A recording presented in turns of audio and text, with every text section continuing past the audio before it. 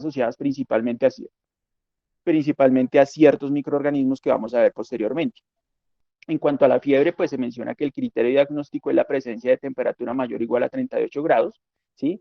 Relacionado con el espacio o el órgano afectado, pues común, hablando de infección puerperal, pues puede haber componente infeccioso a nivel de las mamas, los órganos pélvicos como tal, la herida quirúrgica si nuestra paciente fue llevada a cesárea o en el periné. Pero también hay que tener en cuenta que dentro de este curso, entre los 2 o 10 días del puerperio, nuestras pacientes también pueden tener infecciones a nivel respiratorio y a nivel urinario, que también entrarían dentro de la definición de infección puerperal y no tienen en cuenta como causa de fiebre ni tampoco como causa de infección puerperal la presencia de congestión mamaria que puede causar picos febriles en las primeras 24 horas, la presencia de deshidratación que también es común en las primeras 24 horas y adicionalmente pues por todo el componente de adaptación fisiológica después del embarazo y la presencia de atelectasias cuando las pacientes son llevadas a partos quirúrgicos, ¿sí? O principalmente la cesárea. Entonces, estas son condiciones que se sacan, por decirlo de alguna manera, o que no hacen parte de la definición de infección puerperal.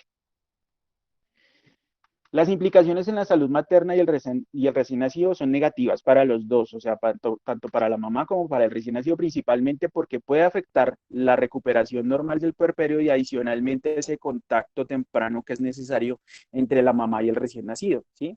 Entonces, una de las implicaciones negativas es que afecta la continuidad de la lactancia, uno. Las pacientes tienen riesgo para ingresar a la unidad de cuidado intensivo. Adicionalmente, lleva esto un riesgo alto de morbilidad y mortalidad por tratamientos quirúrgicos, ¿sí? Y hay que tener en cuenta que una complicación final o que muchos de estos trastornos pueden llevar es que a nuestras pacientes tengan implicaciones negativas en la fertilidad a futuro. Si hablamos de lo relacionado en cuanto a la etiología en general de la infección puerperal, pues hay que tener en cuenta principalmente que se describe como una infección polimicrobiana, ¿sí? Y esto es relevante, ¿por qué? Porque va a tener unas implicaciones muy claras para la práctica y adicionalmente para el diagnóstico, ¿sí? Cuando hablamos de práctica, principalmente es el manejo médico o el manejo o la terapéutica, ¿sí? En esta tabla que estamos viendo a su izquierda, pues están los microorganismos más comúnmente descritos asociados con la infección puerperal. Entonces vemos que son amplios los grupos microbiológicos que se asocian con la infección. Entre los aerobios están los cocos gram positivos, aquí qué penas gram positivos, eh, están los estreptococos, los estafilococos como causas muy frecuentes, ¿sí? Las bacterias gram negativas, los microorganismos que se consideran gram variables, los atípicos u otros grupos microbiológicos como la clamidia, micoplasma, que tienen una especial presentación o un tiempo de presentación especial. No es común encontrarlos en la infección puerperal aguda, ¿sí? Y los anaerobios que tienen un especial también protagonismo en el curso o en el desarrollo de infección puerperal, principalmente en aquellas pacientes que tienen una evolución, por decirlo de alguna manera, tórpida en cuanto al manejo antibiótico inicial. Como les decía, pues es importante tener en cuenta que esa etiología es polimicrobiana porque tiene pues una relación o una relevancia en cuanto al abordaje, porque esto nos hace pensar que como es polimicrobiano, tengo que tener claro que el manejo antibiótico de estos pacientes debe ser de amplio espectro, donde yo tenga en cuenta que se debe hacer un cubrimiento para anaerobios y aerobios, uno, y en cuanto al diagnóstico, pues nos hace pensar también, o nos debe dejar también claro, que no debo tener de entrada, pues pensar en el uso de ciertos métodos diagnósticos como el uso sistemático de cultivos, porque muchas veces muchos de estos microorganismos no crecen en los medios comunes de cultivo, uno, y adicionalmente más o menos el 30% de los cultivos tienen positividad, y eso va a depender principalmente no solamente de la fase en que está la paciente de la infección puerperal, uno, no solamente del microorganismo que tenga, sino adicionalmente pues se habla es más porque muchas veces estas pacientes, antes de hacer las manifestaciones asociadas a la infección puerperal, venían con tratamientos antibióticos previos al parto que pueden alterar también los resultados de los hemocultivos o de los urocultivos o de otros cultivos que vayamos a solicitar. Sin embargo, no quiere decir que si nosotros consideramos en solicitar como tal cultivos para ampliar el diagnóstico, pues no se debe hacer.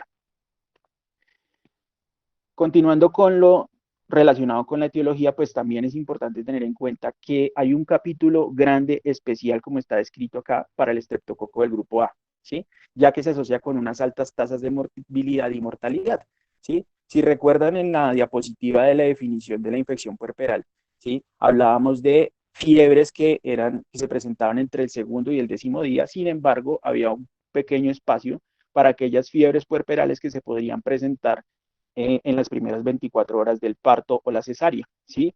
Y cuando hay algunas pacientes que desarrollan estos cuadros hiperagudos, muchas veces pueden estar asociadas a la presencia de la infección por el estreptococo del grupo A, ¿sí? Hay una importante asociación entre la presencia de este microorganismo, ¿sí? Con el desarrollo del choque tóxico estreptocócico, uno, la presencia de miometritis necrotizante, ¿sí? Y adicionalmente, pues como les dije previamente, la presencia de infección y fiebre puerperal antes de las primeras 24 horas del parto o la cesárea. Hay que tener en cuenta que el estreptococo betamolítico no es un habitante o no hace parte como tal de la flora microbiana normal del tracto genital inferior, ¿sí? Pero en algunos estudios se ha documentado que hay colonización del tracto genital inferior por este estreptococo en el 0.03% y pues es mucho mayor para el estreptococo del grupo B, hasta en un 20.1%. Si tratamos de valorar cuáles son como las complicaciones que se han descrito a lo largo del tiempo asociadas con las infecciones por el estreptococo del grupo A, pues la mayoría son complicaciones invasivas. Sin embargo, también se han documentado complicaciones no relacionadas con invasividad por este microorganismo, pero cuando se presentan complicaciones invasivas, pues aumenta de manera notoria las tasas de mortalidad, ¿sí? Hay dos series que describen en esta revisión del 2014, ¿sí? Donde se trataron de evaluar cuáles eran las complicaciones que presentaban frecuentemente las pacientes obstétricas y paciente puérpera en un hospital de tercer nivel en Estados Unidos entre el 95 y el 2000. ¿Sí? Se tomaron 220 pacientes, encontraron pues este perfil demográfico. 64% era más frecuente ver la infección por el estreptococo del grupo A en paciente blanca y el 28% en afroamericanos. Y si estamos viendo aquí los sitios de afectación, ¿sí? Pues el 46%, que era como el porcentaje mayor, había una asociación más frecuente con bacteriemia, el 28% con endometritis, ¿sí? El síndrome de choque séptico y la infección intramiótica en un 3% para cada uno, y la tasa de mortalidad para esa serie entre ese tiempo de 1995 al 2000 estuvo en 3.4%. Si hablamos en otra serie del 2000 al 2004, lo que trataron de determinar fue el porcentaje de morbilidad y mortalidad de enfermedad invasiva social estreptococo del grupo A, y se evidenció que el 2.6%, ¿sí? De la población que tomaron en ese grupo, en ese espacio de tiempo, ¿sí? Que fue población gestante, tuvo morbilidad por infección por el estreptococo del grupo A, y el 4.3% pues tuvo un desenlace fatal. Sí, tratamos de definir cuáles son los mecanismos fisiopatogénicos asociados a la colonización, o mejor, con el desarrollo de la infección puerperal. Pues el principal mecanismo es la colonización y la migración ascendente de estos microorganismos hacia la cavidad uterina. Y existen unos factores de riesgo que pueden aumentar la posibilidad de que las pacientes terminen o no desarrollando infección puerperal, ¿sí? Entonces, el principal mensaje que queda de esta diapositiva que hay que tener en cuenta es que el parto es el principal mecanismo de desarrollo de la infección. Entonces, si vamos a valorar, comparamos el parto o el nacimiento por cesárea y el parto vaginal como tal, aumenta más la probabilidad y el riesgo de desarrollar infección puerperal por el nacimiento por vía alta o el nacimiento quirúrgico, ¿sí? Casi hasta 20 veces más si lo comparamos con el parto vaginal. Como tal, el parto vaginal solamente se relaciona entre el 1 a 2% de los casos en pacientes que no cursaban con otros factores de riesgo que aumentaran la probabilidad de infección en el puerperio. Adicionalmente, se describen en la literatura otros factores de riesgo muy frecuentes, como los múltiples tactos vaginales, el trabajo de parto prolongado, las pacientes que venían en trabajo de parto y terminaron en una cesárea de emergencia, aquellas pacientes que cursaron con ruptura prematura de membranas más de 10 horas y no tuvieron cubrimiento antibiótico, o aquellas mamás que cursaron en su trabajo de parto con líquido amniótico meconiado grado 3, entonces aumenta más la posibilidad de infección a nivel uterino.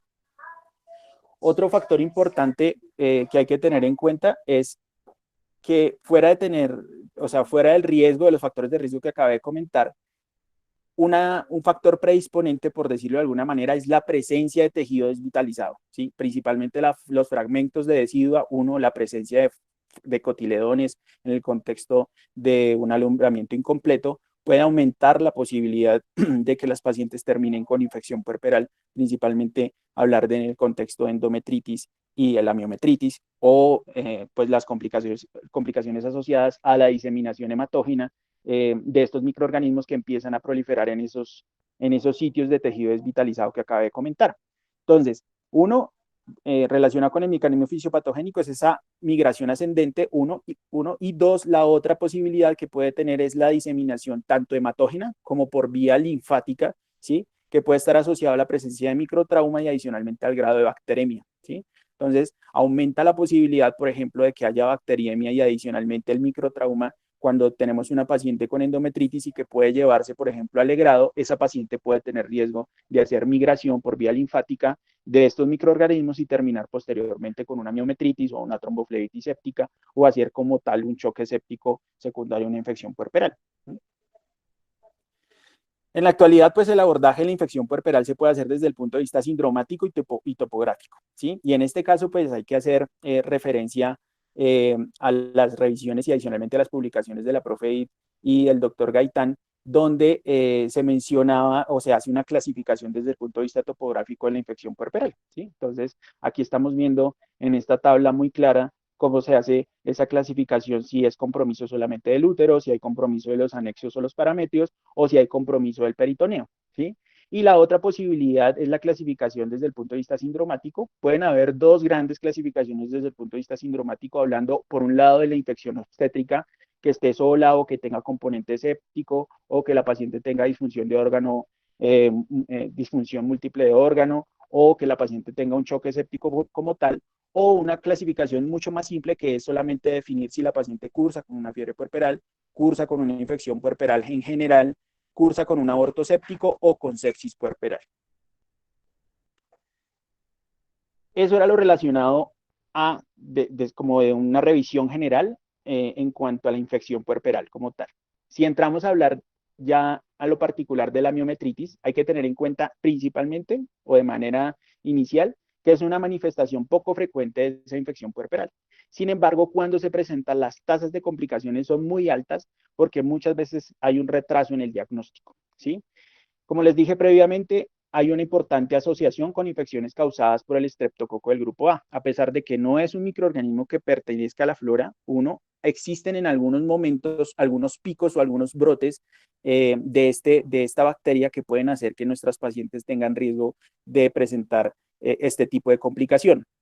Uno. Dos, como les dije previamente, en cuanto a la fisiopatogenia, hay una importante relación con la diseminación linfática y venosa, ¿sí? Y adicionalmente la alta carga bacteriana que puede haber en el contexto de una paciente que esté cursando con una endometritis, ¿sí? Y que se lleva, por ejemplo, al legrado, como les dije previamente, y que puede tener por el microtrauma ese riesgo de hacer migración, uno, o diseminación primero, ¿sí?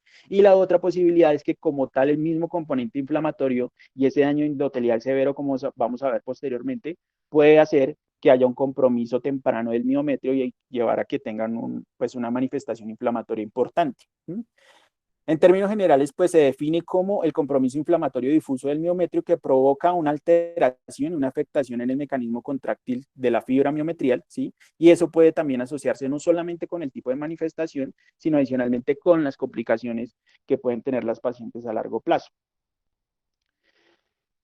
Esta es una revisión que se hizo en el 2006, sí, no, 2003, qué pena, sí, donde se tomaron unos especímenes de pacientes que cursaron con miometritis y se llevaron pues a estudio histopatológico y lo que hicieron fue pues determinar cuáles eran los hallazgos histopatológicos más comunes y se describe que las manifestaciones o los hallazgos más frecuentes es un marcado infiltrado de polimorfonucleares, en el contexto pues de un componente inflamatorio agudo importante, adicionalmente la presencia de daño endotelial severo, ¿sí? Y la formación de microtrombos intramiometriales, ¿sí? Entonces aquí estamos viendo un corte de ese miometrio donde estamos evidenciando un importante infiltrado polimorfonuclear, ¿sí?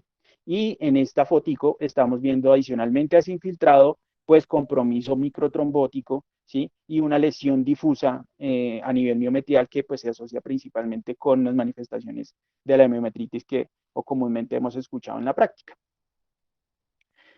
Es importante daño endotelial a nivel local, ¿sí? Y asociado a la migración linfática, que es uno de los mecanismos que se describe dentro de la patogenia de la miometritis, se describen estos dos como unos importantes estímulos trombogénicos. principalmente a nivel local, o sea, a nivel miometrial, y eso puede causar unos defectos severos, principalmente en la perfusión local, ¿sí? Y por eso es común que en los hallazgos operatorios en pacientes que son llevadas a laparotomías por sospecha de una miometritis, pues por ejemplo se documente un útero hipoperfundido, ¿sí? Entonces, es donde, dependiendo de esta descripción, pues se describe que el mecanismo trombogénico es un hallazgo fisiopatogénico y adicionalmente es un hallazgo clínico frecuente. Eso induce una mayor hipoxia que promueve un crecimiento bacteriano excesivo y adicionalmente que haya como un viraje de los microorganismos aerobios a presencia de microorganismos anaerobios que pueden hacer que la progresión o sí, la progresión de la enfermedad pues vaya como en decadencia, por decirlo de alguna manera, o sea que la paciente no tenga una evolución a pesar del tratamiento adecuado, ¿sí? Y pues esto hace que aumente la posibilidad de bacteriemia y adicionalmente una afectación multisistémica, como muchas veces se puede ver en las pacientes que cursan con miometritis.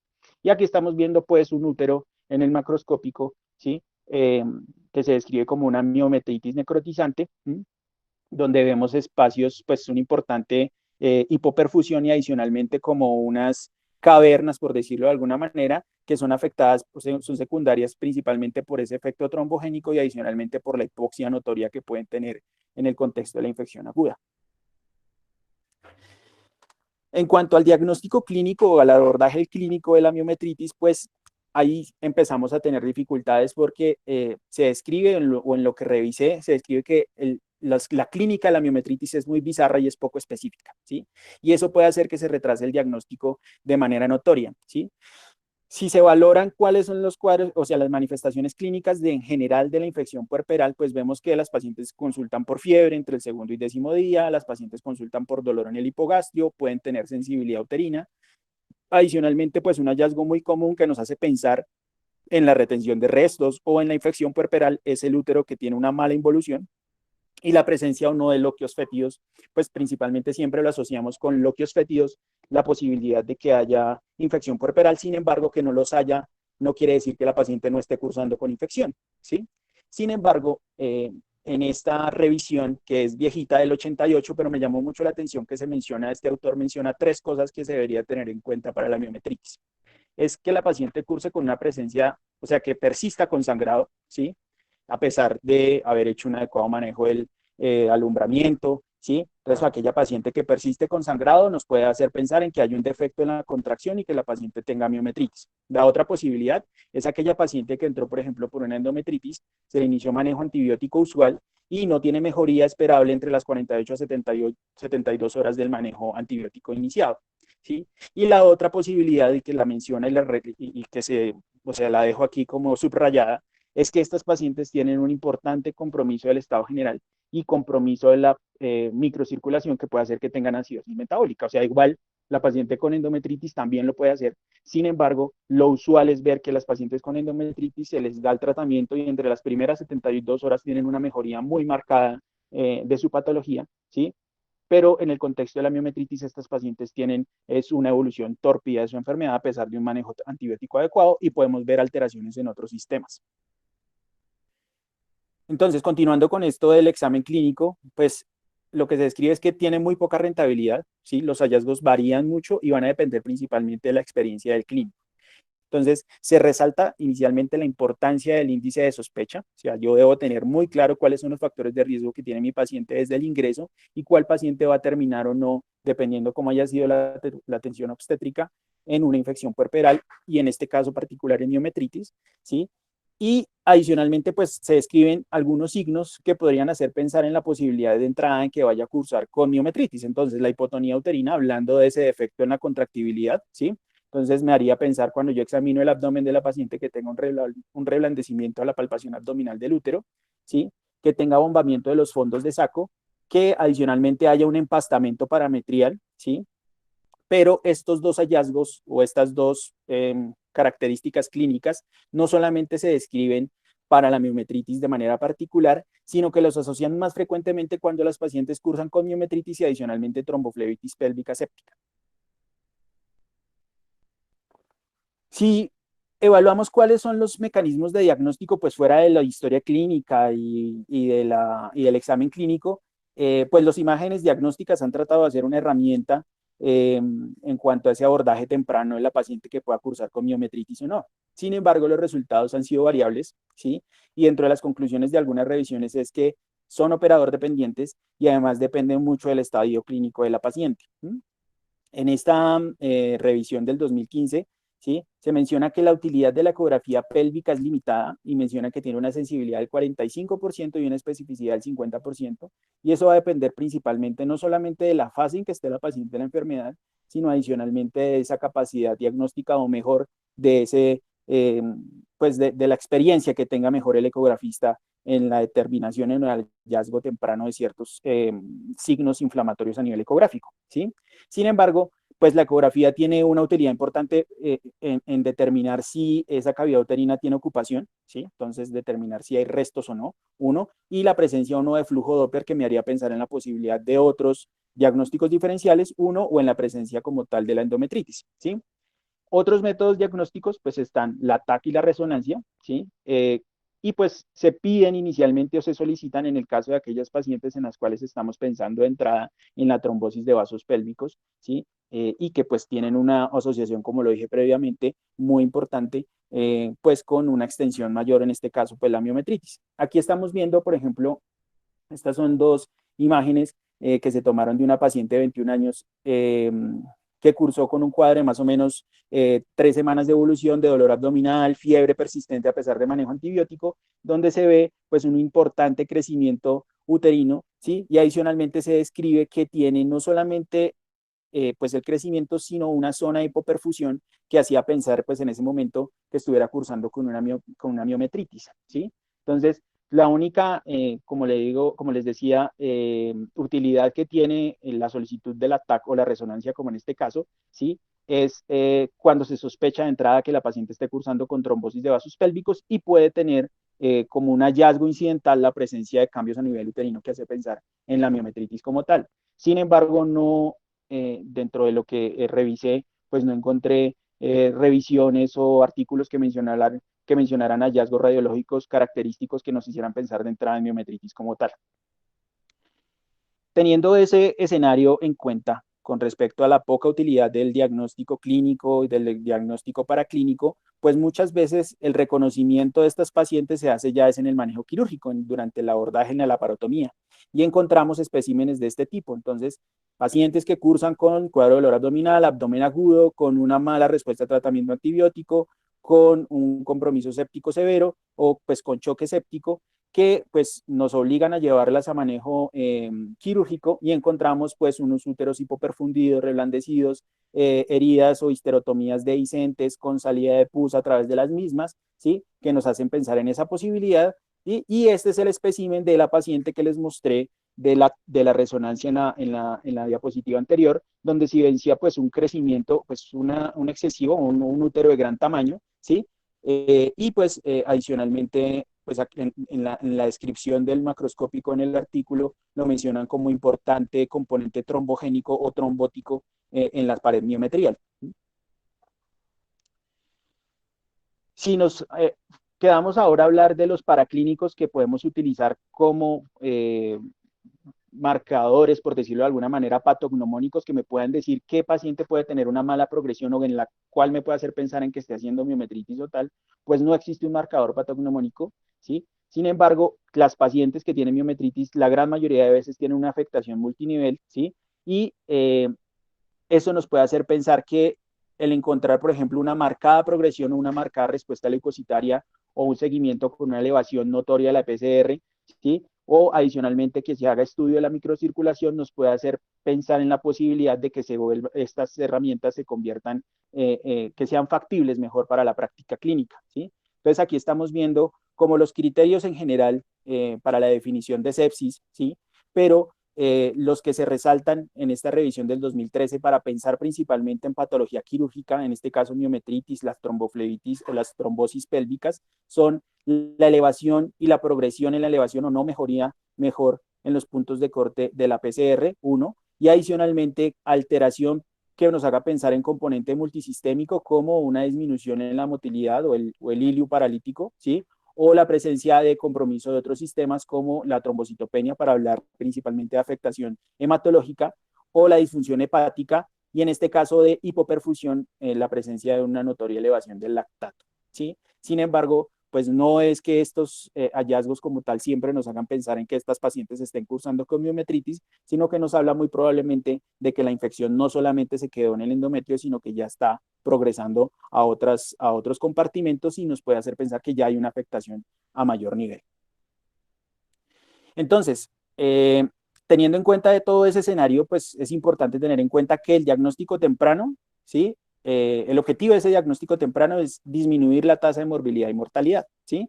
Y teniendo eso claro también, pues debemos tener en mente que hay algunos indicadores que nos pueden hablar de pronóstico en cuanto a que las pacientes tengan un pobre desarrollo o una pobre mejoría cuando desarrollan un choque séptico asociado a una infección pélvica, ¿sí? Entonces, primero, como lo dije en todo el curso de la presentación, pues que haya un retraso en el diagnóstico, ¿sí? Que adicionalmente las pacientes tengan enfermedades adicionales que puedan hacer que tengan una mala respuesta desde el punto de vista inmune a esta infección actual, ¿sí? Que haya una mala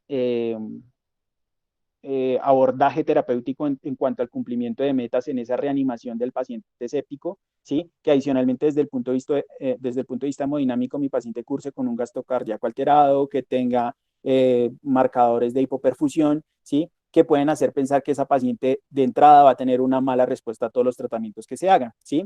Adicionalmente, en esta revisión, ¿sí? Del 2012 del doctor Sibay, ellos mencionan que el tener estos marcadores de entrada, ¿sí? En una paciente que curse con una infección puerperal en general, nos debe hacer pensar que muy probablemente el foco no solamente se va a controlar con manejo antibiótico, sino que va a necesitar un tratamiento quirúrgico, ¿sí? Entonces, dentro de ese tratamiento quirúrgico, ellos mencionan que uno debe tener en mente el manejo de la miometritis, uno o de las tromboflebitis pélvicas. Entonces, en general, el manejo de la paciente infectada o del paciente infectado o del paciente séptico como tal, pues se enfoca en el cumplimiento de metas, ¿sí? Entonces, una de esas metas es el control o el manejo del foco infeccioso, ¿sí? Y adicionalmente, el manejo de la afectación sistémica que pueda tener la paciente, ¿sí? Entonces, ese foco infeccioso se puede hacer el manejo o el control desde el punto de vista antibiótico como un manejo médico como tal o un manejo quirúrgico, ¿sí?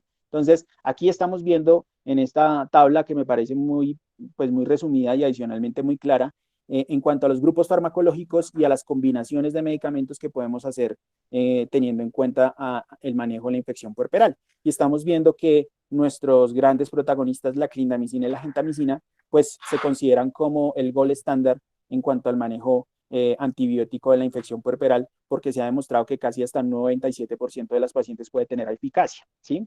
Y que adicionalmente pues tiene un amplio espectro de cubrimiento, ¿sí? Que nos deja muy tranquilos en el contexto de estas pacientes, teniéndolo en cuenta desde el punto de vista microbiológico. Sin embargo, cuando tenemos ya una paciente con un compromiso sistémico notorio, pues no vamos a entrar o no vamos a iniciar manejo con clindagenta, sino muy probablemente teniendo en cuenta ese cumplimiento de metas, ¿sí? Y pues teniendo en cuenta las recomendaciones del manejo de la sepsis, pues empezaríamos con antibióticos de más amplio espectro y entre esos estarían, por ejemplo, la hiperacilinatas o Actam o el Astrionam, ¿sí? Dependiendo de esa flora microbiológica que tengamos en el sitio donde estemos haciendo nuestra práctica obstétrica. Traté de buscar si habían estrategias o documentos en los cuales se evaluaran si en algún momento se trató de evaluar la experiencia de solamente dar manejo médico a la miometritis, ¿sí? Y pues realmente fallé en la búsqueda porque no encontré mayor información relacionada en que solamente las pacientes fueran manejadas desde el punto de vista médico con antibiótico, ¿sí? Y en la mayoría de revisiones se documenta que el contexto de la miometritis, el manejo es quirúrgico y se debe considerar la piedra angular, ¿sí? ¿Por qué? Porque muchas de estas pacientes pueden cursar desde el desarrollo de la enfermedad con un importante compromiso multisistémico. Adicionalmente, si no hago un manejo médico, un manejo quirúrgico, la paciente va a tener un resultado desfavorable, ¿sí? Y pues eso va a hacer que tenga más estancia en UCI y mayores complicaciones desde el punto de vista sistémico por una infección no controlada o por un foco infeccioso no controlado, ¿sí?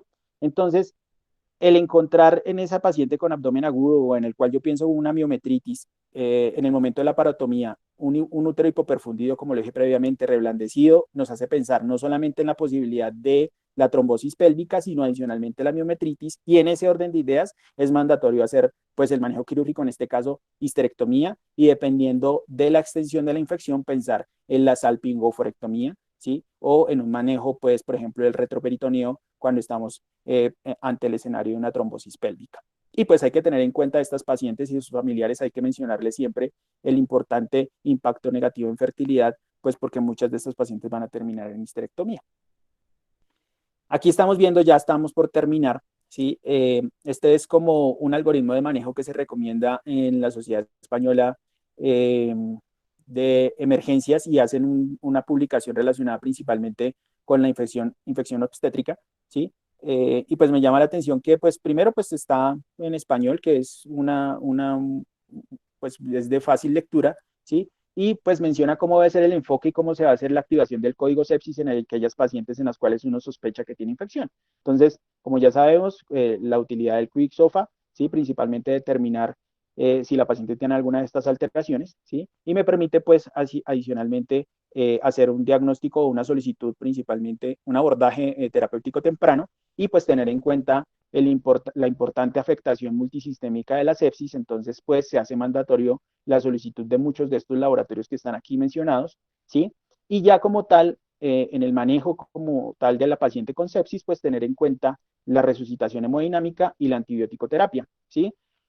Igual, a pesar de que el manejo de la miometritis es un manejo quirúrgico de entrada, ¿sí? Debemos tener en cuenta que yo debo soportar a la paciente desde el punto de vista hemodinámico, y adicionalmente no olvidar el cubrimiento antibiótico de amplio espectro, ¿sí? Entonces, hay que tener muy claro el perfil microbiológico del sitio donde yo estoy trabajando para determinar si tengo gérmenes multiresistentes o no, porque eso va a depender qué tipo de antibiótico terapia voy a empezar, ¿sí? Y adicionalmente tener muy claro cuáles son mis metas hemodinámicas en las primeras horas, ¿sí? Para disminuir esas tasas de morbilidad y mortalidad en la paciente séptica, ¿sí? Que va a terminar no solamente muy probablemente en varios momentos quirúrgicos, sino adicionalmente con una estancia prolongada en UCI. ¿Sí? En cuanto a las conclusiones, pues hay que tener en cuenta que la infección puerperal pues continúa siendo una importante causa de morbilidad y mortalidad a nivel mundial. Pues hay una mayor representación de esa infección en pacientes de bajos ingresos. Es importante y no olvidar que el diagnóstico temprano, la detección de factores de riesgo desde la sala de partos o desde el momento de la admisión de la paciente me permiten hacer un abordaje rápido y pensar en qué paciente pueda tener riesgo de hacer infección puerperal, ¿sí? No olvidar que esa infección o que esa etiología de esta patología es polimicrobiana, ¿sí? Y eso lo tengo que tener muy claro en el momento de hacer el abordaje terapéutico, ¿sí? Hay que tener en cuenta, ya relacionado en cuanto a la miometritis, que pues hay una asociación no despreciable dependiendo de algunos brotes, como lo dije previamente, el estreptococo del grupo A, ¿sí? Que es una manifestación invasiva de ese estreptococo, y pues que lastimosamente pues tiene un difícil diagnóstico desde el punto de vista clínico, ¿sí? Porque hay una clínica poco clara si la comparamos con otro tipo de patologías que vemos muy comúnmente en obstetricia. ¿Sí? En cuanto a los métodos diagnósticos, pues hasta el momento se ha documentado, las conclusiones de algunas revisiones es que tienen escasa utilidad. Lo único que mencionan es el uso del TAC y la resonancia, principalmente si estamos sospechando la presencia de una trombosis pélvica. Y ya dentro del manejo, pues no hay que olvidar que el manejo de la sepsis como tal, y en este caso de la sepsis obstétrica o de la infección puerperal, pues debe ser enfocada por metas, principalmente tratar de hacer un control temprano del foco quirúrgico, del foco infeccioso, ¿sí? Y adicionalmente pues el manejo de todo el componente multisistémico que puede estar asociado a la infección de estas pacientes, pues buscando la disminución de la morbilidad y de la mortalidad de las pacientes. Bueno, muchas gracias. Bueno, muy bien, Jesús. Muy completa la revisión. Este tema sigue siendo muy importante porque afortunadamente la prevalencia es baja, pero cuando se presentan los casos es importante saberlos diagnosticar y saberlos tratar. Sí, Sigue siendo válido y no solamente posparto, sino de pronto posaborto, también hay que tenerlo en cuenta. Por ejemplo, hace poco tuvimos en el hospital universitario una paciente que presentaba sangrado post-aborto después de un legrado, y las ecografías veían como contenido intrauterino, le hicieron varios legrados, se sospechó inclusive una enfermedad trofoblástica gestacional, pero tenían respuesta inflamatoria a algo y tenía la persistencia del sangrado. Y fue una miometritis subaguda que también hay que tenerlo en cuenta. Esa paciente ya tenía como 2 meses de posaborto. Y cuando se llevó a cirugía, a histerectomía, pensando en enfermedad trofoblástica, encontraron un útero friable, hipotónico, que cuando le colocaban las pinzas se quedaban con el tejido en la mano y efectivamente el diagnóstico de histopatología fue una miometritis. Entonces son diagnósticos que a veces no tenemos en cuenta. Los casos agudos y con compromiso con peritonitis pues son relativamente fáciles de diagnosticar, pero estos otros de miometritis subagudas no son tan fáciles de diagnosticar. No sé si tienen más comentarios, preguntas. ¿Pido la palabra? Sí, claro, Carmen Doris, sigue. Bueno, pues aprovechando que hay estudiantes, me parece que hay cosas que hay que dejar claras en el contexto de esta exposición, que fue muy buena. Primero, si bien estábamos hablando de miometritis como parte de la infección puerperal, no quiero que quede en el ambiente que si usted no tiene fiebre no hay infección puerperal, porque no es así. Creo que es importantísimo que en las pacientes, cuando las recibimos, porque casi siempre son pacientes que reingresan, la historia clínica es básica. La historia clínica desde cuándo está mal, cómo está mal, qué está presentando, de qué manera, etcétera, y el examen completo. Porque después, o sea, una vez que la paciente no se ha enfocado en los 3 tipos de diagnósticos que uno debería hacer, que es el sindromático, el topográfico, y pues en este caso ya sabemos el etiológico, pues estamos perdidos, porque parte de lo que Jesús decía es no es fácil clínicamente hacer el diagnóstico, sino sospecharlo, y parte de la sospecha es esa infección puerperal topográficamente situada en el útero que no nos mejora. Paciente que entró en sepsis y sigue en sepsis, así le hayamos hecho de todo, paciente que es más nos progresa a shock séptico o nos está en disfunción y sigue aumentando la disfunción o no la logramos mejorar, ¿sí? Son pacientes en los cuales debemos pensar y sospechar este diagnóstico. La otra cosa es que pues como usted bien decía, los loquios no son, y se hizo un estudio y Edith puede hablar mejor de eso, mirando la sensibilidad y la especificidad de los loquios, pero es que todavía en pleno siglo XXI, ginecólogos están diciendo que no tiene loquios fétidos y por lo tanto descartamos infección obstétrica o ginecológica. En el contexto de pacientes en puerperio, ya sea de parto vaginal o parto por cesárea. Más que hipotonía y sangrado, el signo radical por ser un músculo que queda hipoperfundido y muchas veces no hipoperfundido, sino completamente sin perfusión, es el dolor. Tienen un dolor marcadísimo y hay que examinar el paciente completamente. La otra cosa que también he visto, porque pues hace casi un mes tuvimos que operar una paciente, un poquito más de un mes, es que nos asustamos ante los cuadros y empezamos a llamar especialistas que no son tan competentes en lo que nosotros debemos manejar. La paciente que se entró a operar con Santiago llevaba casi 10 días sin resolverle el problema porque necesitaban un cirujano cardiovascular para manejar quirúrgicamente una trombosis pélvica séptica. Entonces uno ve cómo esta parte, o sea, así sea ocasional, o no sé si es que ahora estamos viendo gérmenes de pronto por sensibilidades o porque los antibióticos están siendo usados de manera que no es conveniente, que se está viendo más el incremento de estos cuadros. Entonces yo animo a los estudiantes primero a hacer buenas historias y diagnósticos de ingreso, y a los residentes a que estén pendientes de estos cuadros, que no los minimicen y que sean capaces de entrar a resolver problemas que seguramente el cirujano general no tiene la mejor competencia, aunque uno debería poder entrar con el cirujano si se necesita en un momento dado.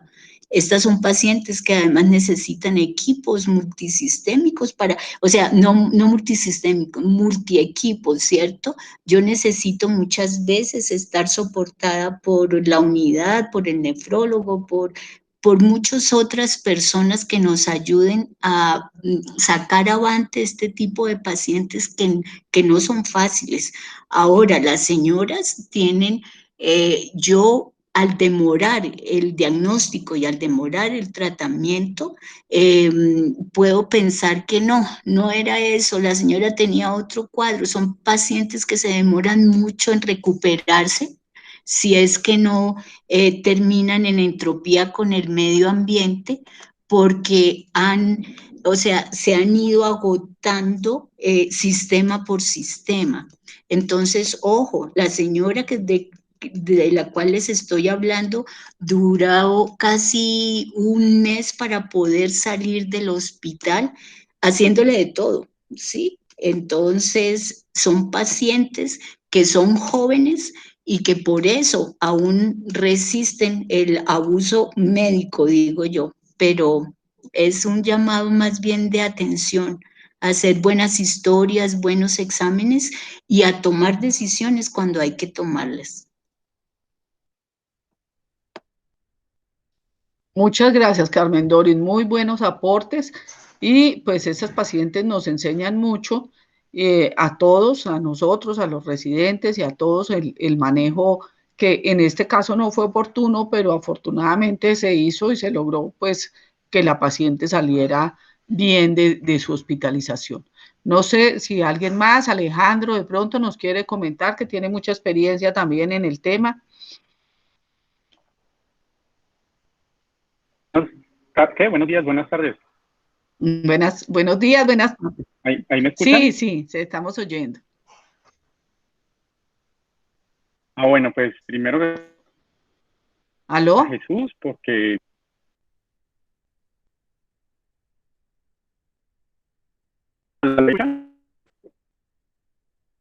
No, señor. Sí, No, profe, no está escuchamos. cortando un poquito, se oye cortado. Intenta otra vez, a ver. Tiene el micrófono apagado. Se le apaga de manera como automática. Sí, se le apaga. Ahora Mm. tenía los audífonos, pero creo que así funciona mejor. Sí, mejor. No, se sigue apagando.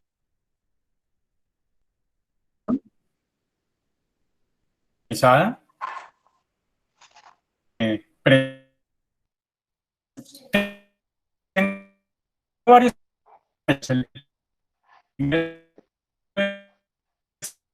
No, se sigue oyendo muy cortado, Sí, Alejandro. no se le escucha claro.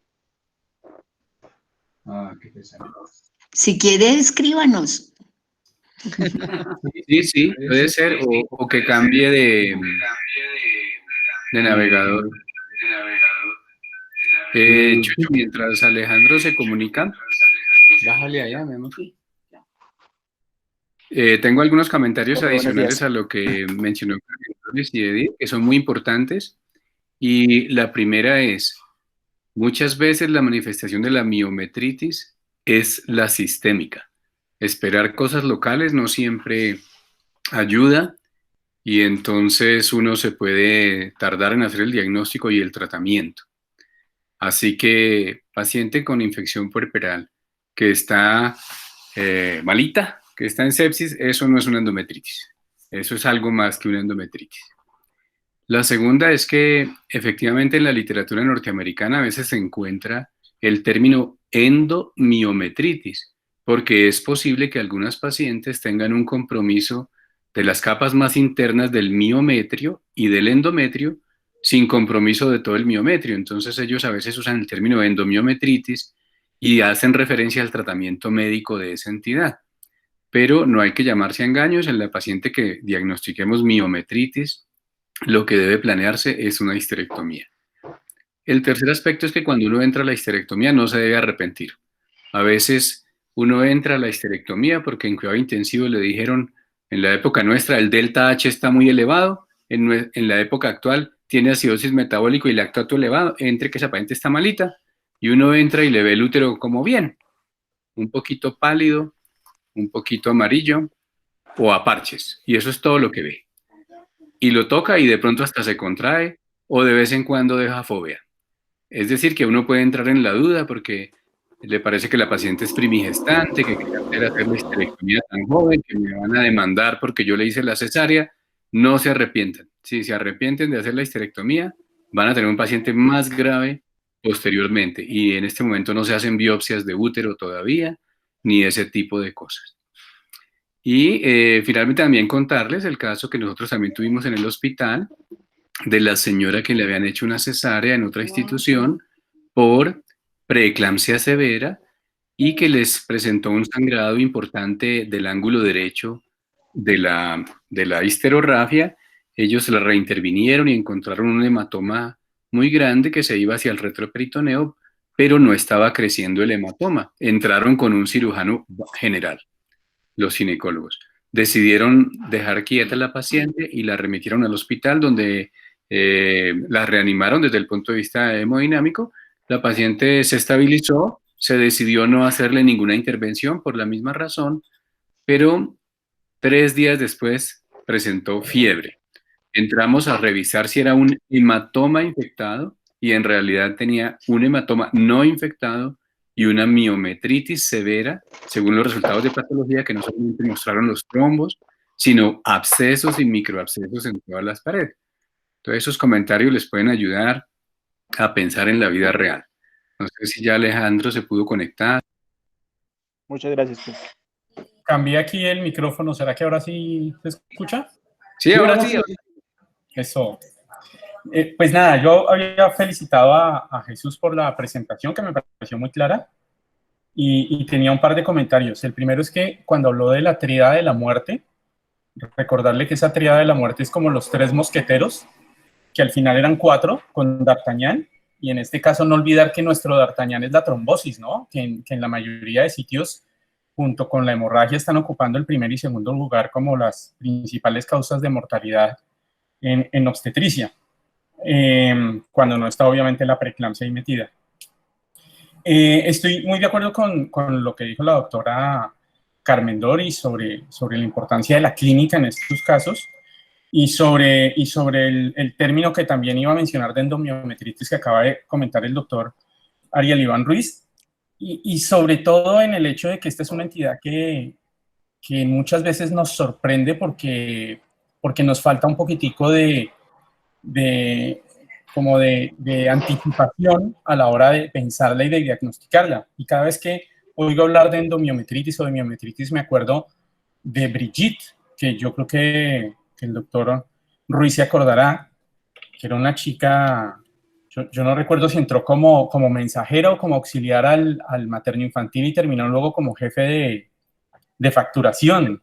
Auxiliar de enfermería y terminó como jefe de facturación. Exactamente. Brigitte es una mujer que con un embarazo de 38 semanas consulta por contracciones, 37 semanas largas tenía consulta por contracciones, y en el sitio donde consulta les parece que tiene una neumonía porque le toman una placa de tórax y le ven infiltrados.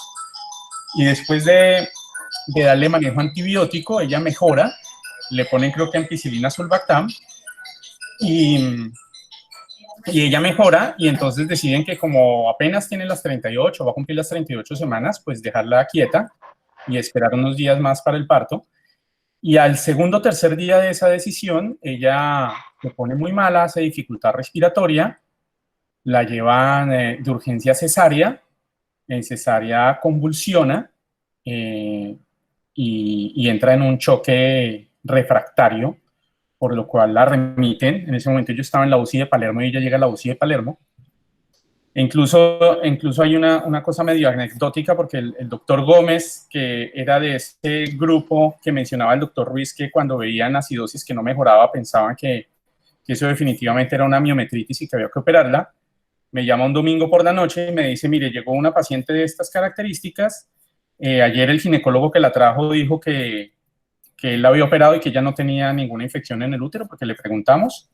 Y acaba de salir de aquí el ginecólogo de guardia de aquí de Palermo y nos dijo que ella no tenía una infección en el útero, lo cual me confirma a mí que ella tiene una infección, así que véngase a verla. Y nada, pues yo voy y la veo, y a mí me enseñaron desde muy pequeño que me dijo que no mete el dedo, mete la pata. Y me acuerdo que le hice el tacto vaginal y el cuello era un cuello muy blandito. Y traté de permeabilizárselo, ella no había hecho trabajo de parto y por lo tanto estaba cerrado, y a la hora de permeabilizarlo salió pus. Entonces esta era una miometritis que probablemente se estaba incubando desde antes, porque estamos hablando que en ese momento ya tenía algo así como 18 horas o 20 horas post-cesárea. Entonces es una enfermedad que uno no sabe cómo se presenta, y como bien dijeron antes, estar clínicamente muy pendiente de la presencia y sospecharla es lo que hace la diferencia. Tal vez creo que hay muchas cosas que nosotros no sabemos sobre la miometritis y hay muchas cosas que no hemos evolucionado. Por ejemplo, a mí me llama mucho la atención que sigamos hablando de clindagenta como el manejo gold estándar, mientras en casi todas las demás infecciones los manejos antibióticos se han tenido que actualizar. Entonces, o nosotros no estamos viendo algo y estamos dejando pasar unas resistencias, como decía hace un momento la doctora Carmen Doris, o esta infección tiene unas características muy, muy especiales que ha hecho que efectivamente siga siendo esa el tratamiento de elección. Pero ahí hay un punto que a mí me parece que hay que resolver, y en ese sentido creo que es importante, creo que lo dijo en algún momento en la presentación Jesús, que los cultivos así tengamos la idea de que no son tan buenos, pues hay que tomarlos porque es la única manera de conocer realmente qué es lo que está pasando desde el punto de vista microbiológico ahí. Yo personalmente la experiencia que alcancé a tener pidiendo cultivos es que nunca nos dieron 2 gérmenes o 3 gérmenes, siempre nos daba un solo germen. Entonces no sé qué tan cierto sea lo de que siempre son polimicrobianas. Creo que esos son unos conceptos que aprendimos hace mucho tiempo y yo no sé si los hemos actualizado. De hecho, en la presentación nos mostró algunos artículos, Jesús, del siglo pasado, sobre los que todavía estamos trabajando, y sigo creyendo que hay algunas cosas para actualizar. Y finalmente quería dejarle como pregunta al doctor Ruiz, a la doctora Carmen Doris y a la doctora Edith, su opinión sobre 2 cosas. Una es el legrado en estas pacientes, que yo recuerdo alguna vez haber visto, y también lo he hecho después como especialista en algunas pacientes en las que entra uno y no ve el útero tan mal, hacer un legrado a cielo abierto, como decíamos antes. Esa uno. Y la otra, la resección de la histerografía que me enseñó a hacer alguna Carmen Doris. ¿Qué opinan de esos manejos? Entendiendo y subrayando que la individualización de los casos y el trabajo multidisciplinario, como dijo la doctora Carmen Doris, es fundamental en estos casos. Entonces, no sé, ¿qué opinan de esto? Bueno, en primer lugar, yo quería comentar lo de... En cultivos sí, nosotros hicimos un estudio una vez que estábamos investigando el ertapenem con catéter de triple luz del endometrio, y efectivamente recolectamos múltiples gérmenes, o sea que sí encontramos aerobios, anaerobios, gram positivos, gram negativos. Simultáneamente se hacía hemocultivo, y en el hemocultivo sí generalmente lo que más se cultivó fue E. coli. O sea que puede que en sangre solamente pasen algunos gérmenes, pero en el endometrio sí definitivamente se ha demostrado que es polimicrobiana. Claro, generalmente predomina alguno, y como dijo Jesús, pues el estreptococo del grupo A en las infecciones agudas, y nosotros veíamos también mucho en infecciones posaborto el Clostridium. el Clostridium perfringens, que causaba mucha necrosis, miometritis necrotizante. Bueno, en cuanto a lo otro que dice Alejandro, pues a ver qué el legrado. El doctor Gaitán pues hizo el estudio hace mucho tiempo del legrado en las poscesáreas, encontrando que pues en una poscesárea casi nunca hay restos, entonces el papel del legrado no cambia el pronóstico, pero pues de pronto hay otros casos que no son poscesárea donde el legrado podría tener cabida. Pero si ya uno piensa en miometritis, definitivamente pues la esterectomía. No sé, Carmen Doris y Jesús, ¿qué le lleva? Bueno, yo no he leído últimamente del legrado. Lo que tengo, les voy a compartir es de la experiencia de estar el tiempo que estuve manejando estas pacientes. Fue malo la experiencia con el legrado. En general, lo que veíamos era un pico de envío de gérmenes a la circulación general, ¿sí? Un proceso bien sistémico, o sea, casi que volvíamos algo puro localizado sistémico. La resección de la cicatriz, creo que o sea, es como usted dice, en pacientes individualizadas, porque aún yo hice el ensayo tratando de que me dijeran si había microabscesos o microtrombos en lo que resecaban, y aunque la respuesta en primera instancia era que no las veían los patólogos, las señoras luego morían y en la autopsia tenían miometritis. Entonces, creo que se puede hacer en pacientes, pero en las cuales el seguimiento casi que lo va a hacer usted, ¿sí? Continuo, con un equipo que piense de la misma manera y que sean pacientes muy escogidas.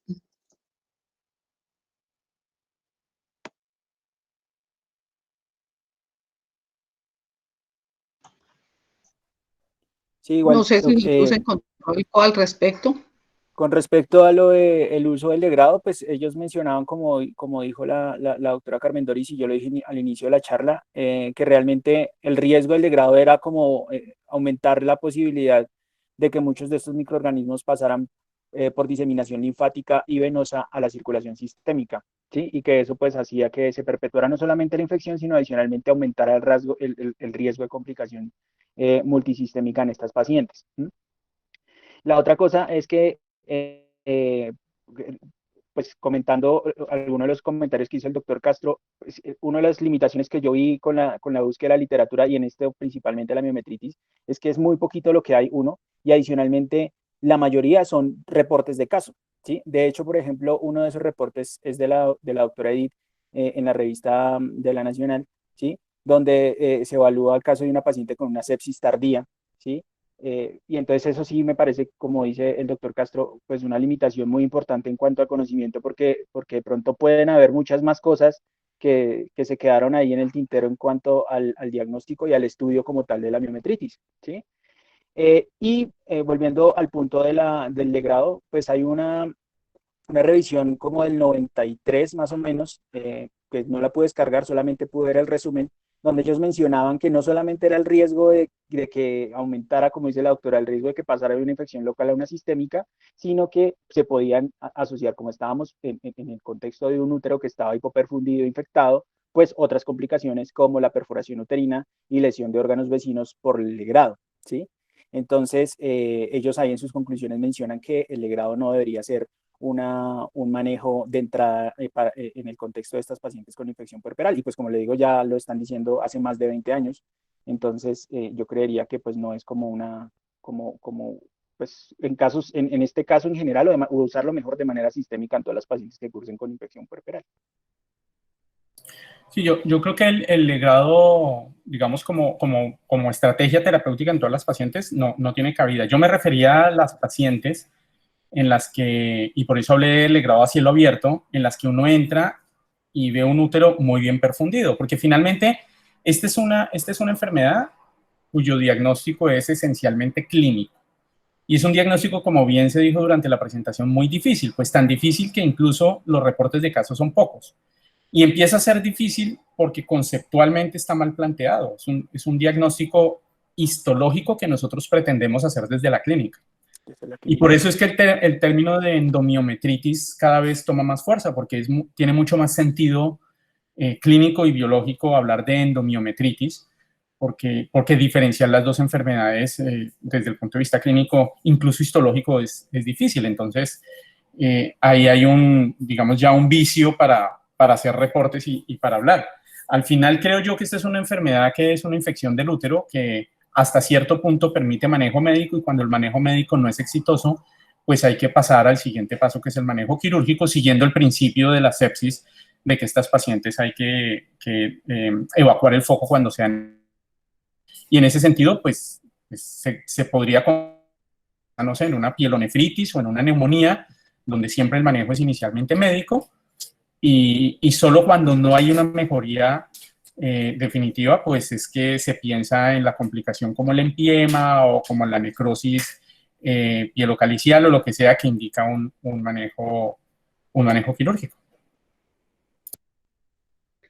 Sí, de acuerdo con Alejandro, porque acuérdense que cuando hacíamos muchos legrados en las endometritis, los patólogos reportaban fibras miometriales con infección, reportaban miometritis y eran pacientes que pues cuando salía la patología ya estaban en su casita. Entonces puede haber algo de compromiso del miometrio, seguramente de la capa más interna, más pegada al endometrio, y esas pacientes podrían salir con tratamiento médico. Bueno, muy bien. Tengo un último comentario, y es con la tromboprofilaxis. Y es que, teniendo en cuenta que esta es una enfermedad que está muy relacionada con la coagulación, con los trombos a nivel miometrial, yo no sé si ya revisamos este tema después de que hemos adherido a la juiciosa tromboprofilaxis, si es que lo hemos hecho en las pacientes durante el puerperio, porque de unos años para acá se han implementado las guías en las cuales un gran número de pacientes posparto o poscesárea pues llevan tromboprofilaxis. No sé si ya alguien se ha dado a la tarea de mirar si esto tuvo un impacto en los casos de miometritis puerperal. No sé si ustedes saben algo de eso. Pues realmente no, juiciosamente no lo hemos estudiado, pero pues uno nota que antiguamente teníamos más miometritis, eso sí es cierto ahora, pero también usábamos menos antibióticos profilácticos, o sea, hay varios factores de confusión ahí, por lo que pues para saber eso habría que hacer un estudio muy, muy juicioso para ver cuál es la causa de la disminución de la miometritis. ¿Cuánto es el misoprostol de la miometritis? Bueno. Pues, Muy bien. Si no tenemos más comentarios, yo creo que dejamos hasta ahí. Muchas gracias a todos. Muchas gracias por la invitación. Muchas gracias. Gracias Muy por bien, la participación y por todo. Bueno, muchas gracias, hasta profe. luego. Bueno, bien, Chucho. suerte. Chao. Feliz día a todos. Que estén muy bien, muy amables. Bueno, profe. Gracias, profe.